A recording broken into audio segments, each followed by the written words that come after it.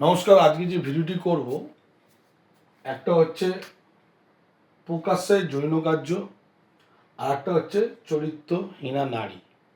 Actually প্রকাশ্যে এইসব জিনিস ভিডিওতে আনা উচিত না। আপনাদের স্বার্থে এই ভিডিওটি আজকে করছি, কারণ আপনারা যাতে বিপদে না পড়েন। আজকে দুটো ভিডিওই নারীদের সম্বন্ধে করছি। দেখুন, 1 থেকে 12টা ঘর আছে, তাহলে 12টা লগ্ন থাকে।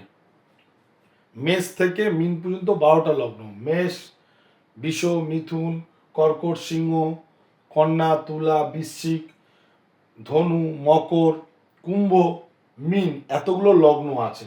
ঠিক আছে, যে কোনো একটি আমি লগ্ন ধরলাম আমি মিথুন লগ্ন। ঠিক আছে, তাহলে আপনারা বিচার করুন আপনাদের লগ্ন কোনটা আছে। ঠিক আছে, যদি লগ্নের নবম ঘরকে দেখুন, তাহলে লগ্নকে 1 কাউন্ট করলাম, 1 2 3 4 5 6 7 8 9, এটা হচ্ছে নবম হাউস।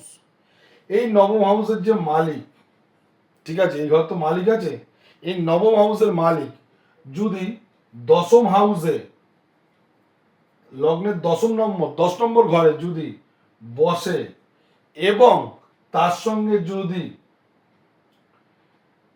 শনি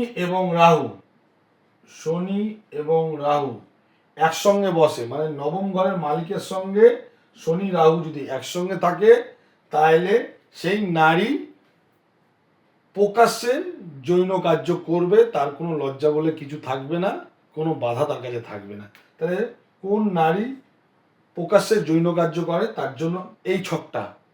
আর যেটা আপনাদের বলছি চরিত্রহীনা নারী কেন হয়, ধরুন মেষ থেকে মীন পর্যন্ত 12টা লগ্ন আছে, আমি এখানে একটা লগ্ন ধরলাম। ঠিক আছে, তাহলে আপনাদের কোন লগ্ন কি আছে আপনারা সেটা দেখুন। আমি এখানে একটা লগ্ন ধরলাম 12টার মধ্যে, লগ্নের যে কোনো হাউসে, তাহলে এটা যদি 1 নম্বর হয়, সে 2 3 4 5 6 7 8 9 10 11 12, যে কোনো হাউসে যদি শনি এবং চন্দ্র একসঙ্গে যদি বসে, সেই নারী চরিত্রহীনা হয়ে থাকে, তাহলে সেই নারীর চরিত্র খারাপ।